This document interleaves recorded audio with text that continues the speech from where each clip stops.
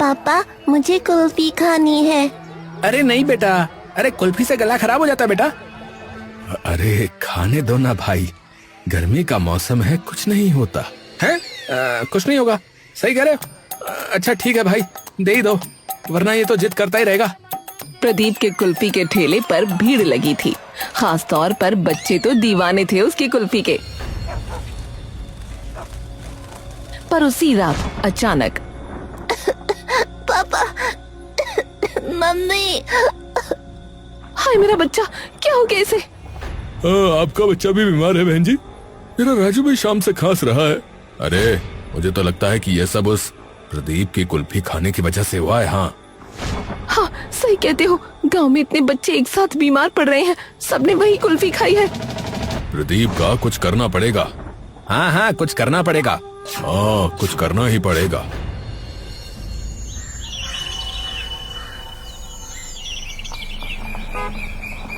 पंद्रह साल बाद राजीव अपने गांव लौटा। वो अब कोई मामूली लड़का नहीं, बल्कि शहर के एक बड़े फूड ब्रांड में कंसल्टेंट था।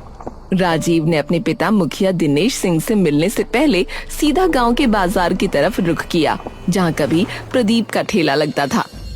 प्रदीप चाचा, अरे प्रदीप चाचा, अरे कहाँ हो? अरे क्या हुआ भैया? अरे पहले यहाँ वो एक खोया कुल्फी वाली कुल्फी लगाते थे ना, प्रदीप चाचा, उन्हीं को ढूंढ रहा हूँ। पास में ही चाय की दुकान पर बंटी बैठा था। वो बोला, अरे राजीव भैया, अरे आप आ गए। अरे अरे बंटी, अरे हाँ यार मैं आ गया भाई। तू अभी भी यहीं है? चाय बेच रहा है क्या? चल सही है सही है। अरे मैं तो प्रदीप चाचा की वो खोया वाली कुल्फी खाने आया था। प्रदीप चाचा, अरे राजीव भैया, आपको किसी ने बताया नहीं क्या? वो खोया कुल्फी वो तुम्हारे जाने के कुछ समय बाद ही बिकना बंद हो गई थी। अरे पर ऐसा क्यों? अरे अब क्या ही बताऊं, बच्चे बीमार पड़ने लगे थे उससे। शायद प्रदीप चाचा ने उसमें कुछ। राजीव ऐसे हिल गया मानो कोई भूकंप आया हो। अरे ये क्या बकवास कर रहा है तू बंटी? क्या मतलब बच्चे बीमार पड़ गए? अरे पागल है क्या तू? मैंने भी तो खाई थी वो कुल्फी और रोज खाता था यार, मुझे तो कभी कुछ नहीं हुआ। अरे भैया आपको कुछ नहीं हुआ ना? आपको कुछ नहीं हुआ, मगर सुमन नाम की एक छोकरी, उसे हुआ, और एक लड़का। नहीं नहीं, ये सच नहीं हो सकता। प्रदीप चाचा तो वो तो अपनी कुल्फी खुद खाते थे, वो कभी ऐसा नहीं कर सकते। अब जो हुआ सो हुआ भैया। उसके बाद फिर पुलिस आई, ठेला उठा के ले गई और प्रदीप जी को जेल हो गई। 1 महीने के बाद आए वो फिर, और जब छूट के आए तो उनकी कुल्फी बिकनी खत्म ही हो गई, और उसके बाद फिर उनका घर खत्म हो गया। अब तो जो है वो कहीं मजदूरी करते हैं। अरे नहीं भैया नहीं, ये सब बकवास बात है। उसे जो है फंसाया गया था भैया। बच्चे तो गंदे पानी की वजह से बीमार पड़े थे। हाँ अच्छा, तो पानी भी तो सबने पिया था ना, तो बाकी सब बीमार क्यों नहीं पड़े? बोलो। भैया तो कुल्फी भी तो बड़े लोग खाते थे कि नहीं खाते थे हैं? तो बच्चे ही सिर्फ क्यों बीमार पड़े? ये सोचने वाली बात है कि नहीं है? आप बताओ राजीव भैया। है राजीव का दिमाग सुन्न हो गया। उसने बंटी से प्रदीप का पता पूछा और वहां से निकल गया। मुझे यकीन नहीं हो रहा है, ऐसा भला कैसे हो सकता है? मैं प्रदीप चाचा से खुद मिलकर सच का पता लगाऊंगा। राजीव को प्रदीप का घर ढूंढने में 2 घंटे लग गए। गांव के आखिरी छोर पर उसकी टूटी हुई झोपड़ी थी। दरवाजे पर एक दुबली पतली औरत बैठी थी, जिसके चेहरे पर थकान साफ लिखी थी। वो थी प्रदीप की पत्नी नैना। अरे नैना चाची, प्रणाम। मैं राजीव, मुखिया जी का बेटा। नैना ने आंखें तो उठाई, लेकिन पहचानने में वक्त लग गया। उसकी आंखों में एक चमक आई, जैसे बरसात में सूखी नदी में पानी की एक बूंद गिरी हो, और फिर वो चमक बुझ गई। अरे तुम तो शहर गए थे ना, अच्छे से रहते हो? हाँ चाची, ठीक हूँ। प्रदीप चाचा कहाँ है? तभी अंदर से खांसी की तेज आवाज आई। प्रदीप बाहर निकला।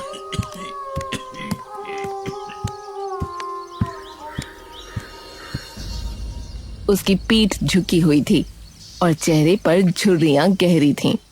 अरे राजीव बेटा, अरे अरे तुम तो काफी बड़े हो गए बेटा। अरे कितने साल हो गए। आओ आओ। राजीव की आंखें भर आईं। चाचा, आप इतने कमजोर कैसे हो गए? आप तो वही हो ना जिसकी खोया कुल्फी के लिए पूरा गांव पागल रहता था। छोड़ो कुल्फी की बात। ये बताओ तुम कैसे हो? अरे मैं ठीक हूँ, आप बताओ। मैंने सुना आपको जेल वेल हो गई थी और हाँ बेटा, अब तो हाल ये है कि मेरी बेटी सुरीली का ब्याह तक नहीं हो पा रहा, क्योंकि कोई लड़के वाला ये नहीं सुनना चाहता था कि उसके ससुर जेल जा चुके हैं। अब मैं बेटा मजदूरी करता हूँ, पत्थर तोड़ता हूँ, ये शरीर अब ये काम नहीं कर सकता, मगर कोई और रास्ता नहीं है बेटा। चाचा, आप फिर से खोया कुल्फी क्यों नहीं बनाते हो? अरे तुम पागल हो गए हो क्या? है कुल्फी कुल्फी कुल्फी, अरे वही कुल्फी जिससे बच्चे बीमार पड़ गए। तुम चाहते हो कि मैं फिर से जेल जाऊं? है क्या मेरा नाम और भी जलाओगे? चाचा, मुझे यकीन है कि आपकी खोया कुल्फी में कोई गड़बड़ नहीं थी। बात जरूर कुछ और रही होगी, वरना कुल्फी तो मैं भी खाता था। अरे बेटा, छोड़ो पुरानी बातें। चलो चलो, मैं तुम्हें चाय पिलाता हूँ। तभी राजीव ने देखा कि सुरीली अपनी पुरानी किताबें बेच रही है।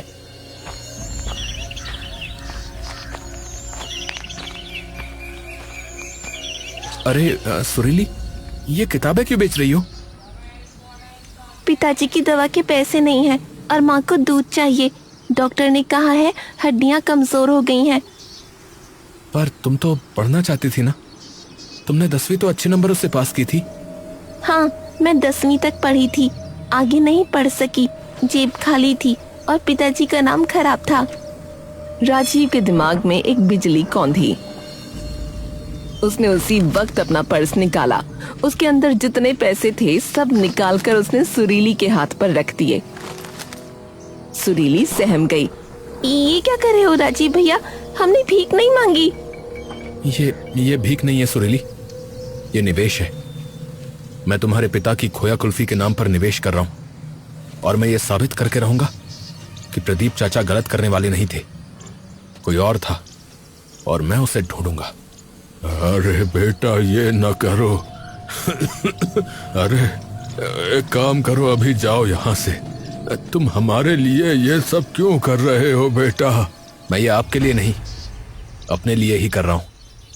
उस कुल्फी से मेरा बचपन जुड़ा है और मैं अपने बचपन को बचाना चाहता हूं। राजीव ने तय कर लिया कि वो प्रदीप को फिर से खोया कुल्फी बनाने पर मजबूर करेगा।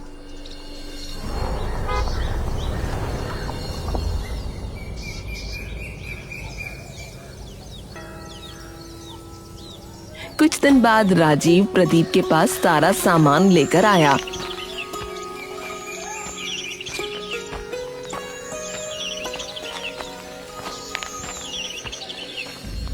घी, दूध, केसर, इलायची लेकर आया। तुमने मेरी बेटी की मदद की, उसके लिए तुम्हारा बहुत बहुत धन्यवाद। लेकिन तुम मुझसे क्या करवाना चाह रहे हो? अरे तुम क्या चाहते हो? गांव वाले अब मुझे जीवित ही ना छोड़ें। ऐसा कुछ नहीं होगा, आप मुझ पर विश्वास करिए। अरे बेटा, मुझे माफ कर दो। देखो, तुम्हारा बचपन जा चुका है और मेरी खोया कुल्फी भी जा चुकी है। मैं अब उससे बहुत आगे बढ़ चुका हूँ। तुम भी आगे बढ़ जाओ बेटा।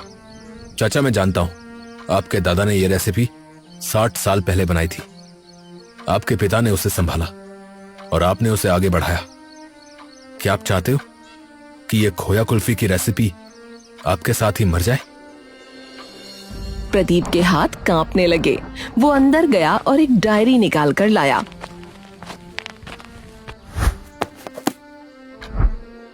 उसने पहला पन्ना खोला तो उसके पिता की लिखावट सामने आई और उसे देखकर वो रोते हुए बोला, मेरे पिता ने कहा था खोया कुल्फी सिर्फ मिठाई नहीं है, ये मिठास बांटने का जरिया है। और मैंने अपने पिता का नाम दागदार कर दिया बेटा।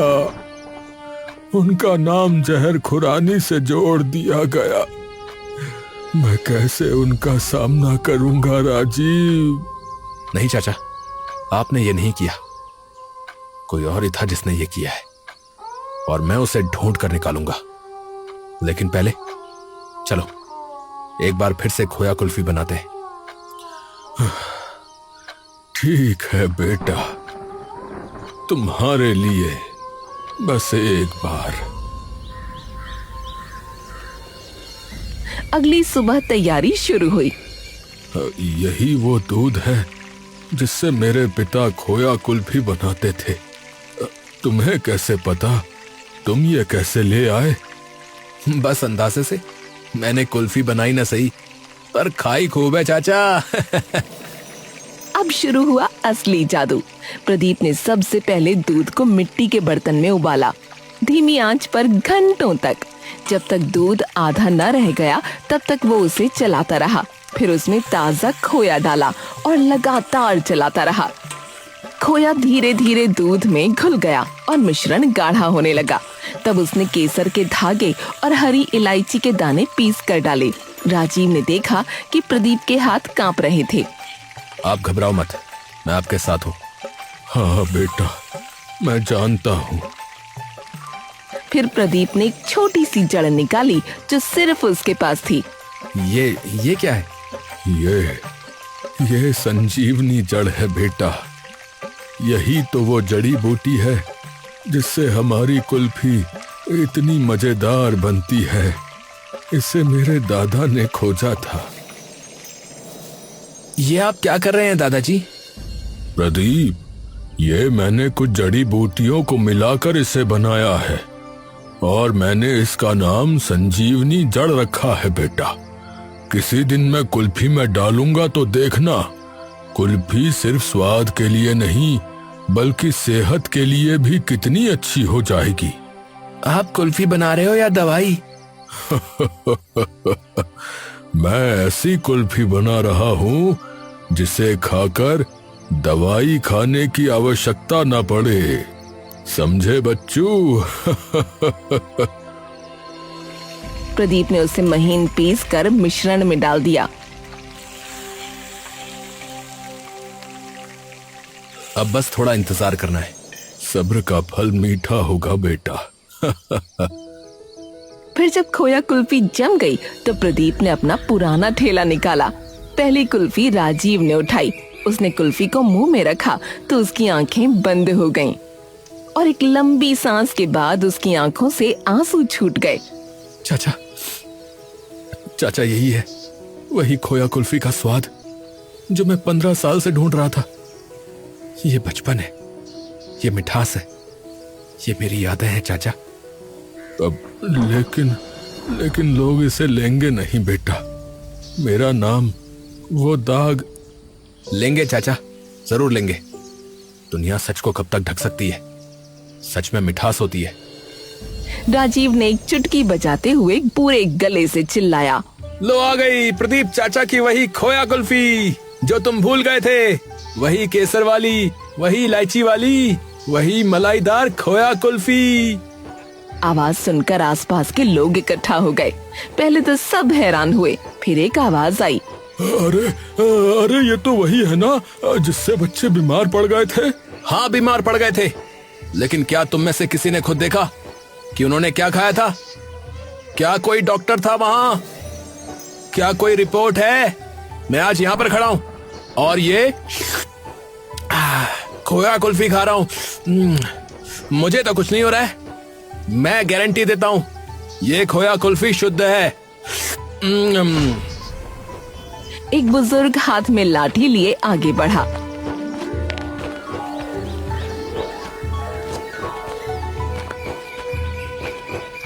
उसने कुल्फी ली, आंखें बंद करके चखी। उसकी आंखें खुल गईं। वाह, यही तो वही स्वाद, ये तो वही स्वाद है। आहा हा हा हा हा, वही खोया, वही केसर, वही सुगंध। मैं 15 साल पहले ये कुल्फी खाता था, वो भी हर रोज। हाँ, आंटी मैं पैसे बचा करके। प्रदीप बेटा, तुमने तो जादू कर दिया। धीरे धीरे लोगों ने भरोसा किया। पहले 2, फिर 4, फिर 10। उसी दिन सारी खोया कुल्फी बिक गई। प्रदीप की आंखों में आंसू थे, लेकिन इस बार वो दर्द के नहीं, वो उस मिठास के थे जो वापस लौट कर आई थी। धन्यवाद बेटा राजीव, तुम्हारा बहुत बहुत धन्यवाद। अरे धन्यवाद तो आपका, आपने मुझे वापस मेरे बचपन में पहुंचा दिया।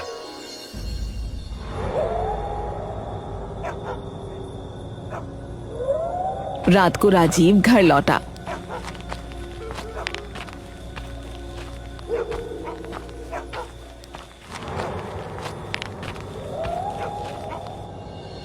उसके पिता दिनेश बरामदे में गुस्से में बैठे थे।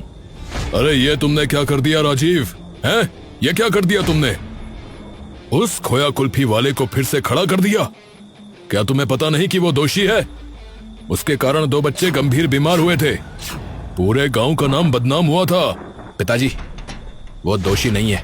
अरे तुम बेवकूफ हो, तुम तब यहाँ थे नहीं। अरे मैंने देखा था, बच्चे बीमार पड़े थे, उल्टियां कर रहे थे, अस्पताल में भर्ती थे। पर मैंने भी तो वो खोया कुल्फी खाई थी और हर रोज ही खाता था, और मैं तो बिल्कुल ठीक हूँ। और मेरी आइसक्रीम की फैक्ट्री का क्या है? कैसी बातें कर रहे हो आप? एक ठेले से आपकी फैक्ट्री पर क्या असर पड़ जाएगा है? तभी राजीव का फोन बजा। उसने फोन उठाया तो उसकी जान सूख गई। दूसरी तरफ से सुरीली चिल्ला रही थी, राजीव भैया जल्दी आओ, पिताजी का एक्सीडेंट हो गया है, ठेला टूट गया है, सिर में गहरी चोट लगी है, खून बह रहा है, जल्दी आओ। राजीव ने बिना एक शब्द कहे फोन काटा, कार की चाबी उठाई और बिजली की तरह बाहर निकल गया। मुखिया वहीं खड़े रह गए। राजीव अस्पताल पहुंचा तो नैना और सुरीली फूट फूट कर रो रही थीं। डॉक्टर साहब प्लीज मेरे पिताजी को बचा लो, मेरे पास कुछ नहीं है। देखो बेटा, तुम्हारे पिता के सर पर बहुत गहरी चोट लगी है। ऑपरेशन के बिना ये रात नहीं निकलेंगे, ऑपरेशन करना ही पड़ेगा। इलाज में कम से कम 50,000 रुपए लगेंगे। 50,000? हाय मेरा प्रदीप, हाय अब क्या होगा भगवान। राजीव ने अपनी जेब से क्रेडिट कार्ड निकाला और डॉक्टर के हाथ पर रख दिया। आप ऑपरेशन थिएटर तैयार करो, 50,000 नहीं 5 लाख भी लगे तो भी मैं दूंगा। ठीक है। ऑपरेशन शुरू हुआ। रात भर राजीव जागता रहा, सुरीली रोती रही, नैना बेहोश हो गई। सुबह डॉक्टर बाहर निकला।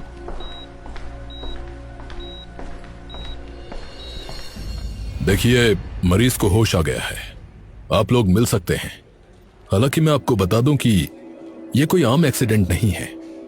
आप लोग इसकी जांच करवा लें तो ज्यादा बेहतर रहेगा, क्योंकि ऐसा लग रहा है कि किसी ने इन्हें मारने की कोशिश की है। मैं भी दरअसल ऐसा ही सोच रहा था, क्योंकि प्रदीप चाचा तो बिल्कुल किनारे पर चलते हैं, तो भला कोई टकरा कैसे सकता है इनसे। फिलहाल पहले चाचा से मिलते हैं। राजीव अंदर गया। प्रदीप की आंख खुली थी, पर सांस मुश्किल से आ रही थी। राजीव बेटा, बेटा मेरा ठेला, वो ठेला। चाचा, ठेला टूट गया, मगर आप ठीक हो जाओ, फिर हम नया ठेला बनाएंगे, उससे भी अच्छा।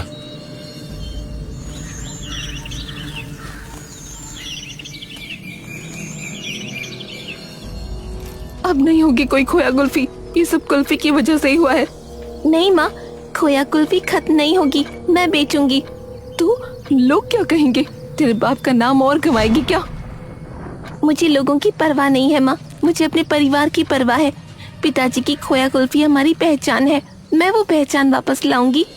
अगले दिन राजीव ने सुरीली के लिए एक नया ठेला लगवाया। सुरीली ने खोया कुल्फी बनाई, फिर उसने ठेला उठाया और बाजार की तरफ चल पड़ी। एक लड़की कुल्फी बेच रही है। ये दृश्य गांव के लिए बिल्कुल नया था। लोग तमाशा देखने आए। अरे देखो देखो तेरे बाप ने जो कारनामे किए थे, क्या अब तू भी वही करेगी है? चुप कर, खुद तो बेरोजगार है, मुझे सिखाने चला है। बाजार में शोर मच गया। कोई बोला बेहुदा औरत, कोई बोला इसके बाप ने पूरे गांव को बीमार किया था, कोई चिल्लाया संस्कृति खराब कर रही है। मेरे पिता ने कुछ नहीं किया था, उन्हें फंसाया गया था।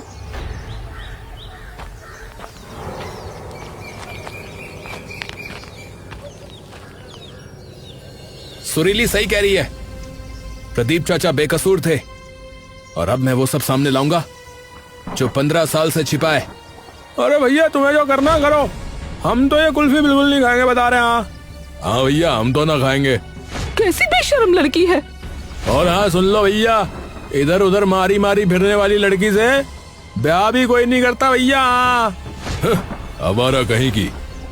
लेकिन कुछ लोग थे जिन्हें यकीन था। उन्होंने कुल्फी खरीदी भी और खाई भी।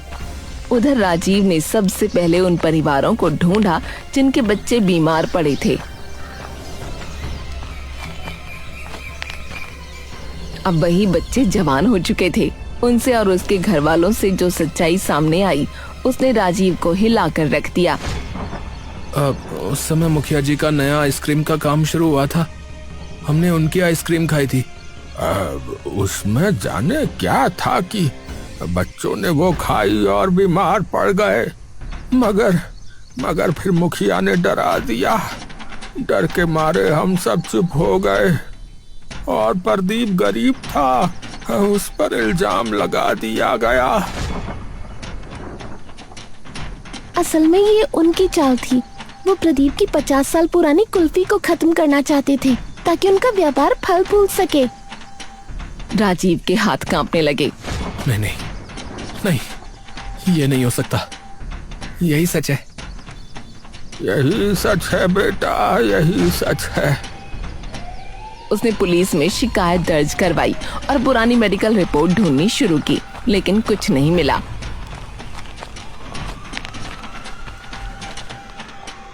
इंस्पेक्टर साहब, वो इतना बड़ा केस था जिसमें प्रदीप को जेल भी हुई थी, उसकी कुछ रिपोर्ट क्यों नहीं है? सच बताइए, वरना मैं पूरे थाने पर केस कर दूंगा। अब देखिए, रिपोर्ट इसलिए नहीं है क्योंकि कोई रिपोर्ट थी ही नहीं। मुखिया जी ने रिश्वत देकर पूरे थाने का मुंह बंद करवा दिया था, उन्हें अपना बिजनेस चलाना था। राजीव गुस्से में अपने घर के बाहर पहुंचा और चिल्लाने लगा।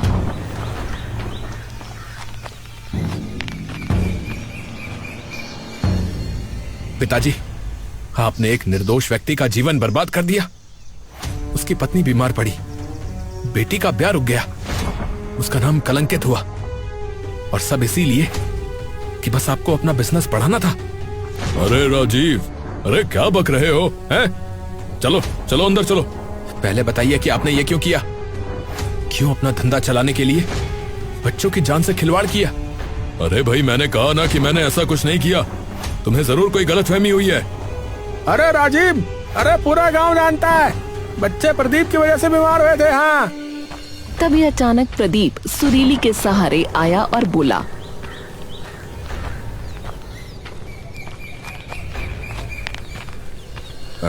मुखिया जी, अब लगता है वो समय आ गया है कि मुझे भी सच बता देना चाहिए।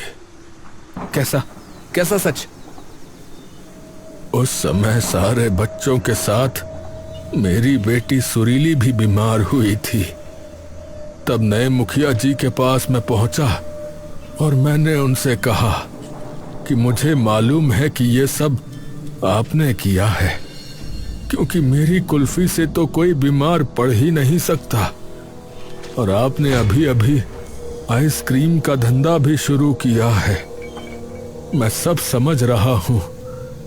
तब मुखिया जी ने मुझसे कहा कि मैं तुम्हारी बेटी का इलाज करवा सकता हूं, वरना वो मर जाएगी। अब बताओ, तुम्हें सच ज्यादा प्यारा है या अपनी बेटी? तब मैंने अपनी बेटी को चुना, अपनी बेटी को। लेकिन उस समय के चेक की कार्बन कॉपी अभी भी मेरे पास है, जिस पर मुखिया जी के हस्ताक्षर हैं। ये देखो। वो चेक सबने देखा और राजीव के साथ साथ पूरा गांव हैरान रह गया। हाँ, तो क्या हो गया? क्या हो गया? अरे राजीव, मैं तेरा पिता हूं और तू मुझे ऐसे देख रहा है? आप मेरे पिता थे, आप। अब आप सिर्फ एक अपराधी हैं और मैं आपको सजा जरूर दिलवाऊंगा। अरे बेटा सुनो। मुखिया दिनेश सिंह मुर्दाबाद, मुर्दाबाद, मुर्दाबाद, मुर्दाबाद। उसी समय राजीव ने मुखिया को गिरफ्तार करवा दिया। पूरा गांव देखता रहा। प्रदीप का नाम पूरे गांव में साफ हो गया। गांव वालों ने सार्वजनिक रूप से माफी मांगी। उसी शाम राजीव प्रदीप के पास आया।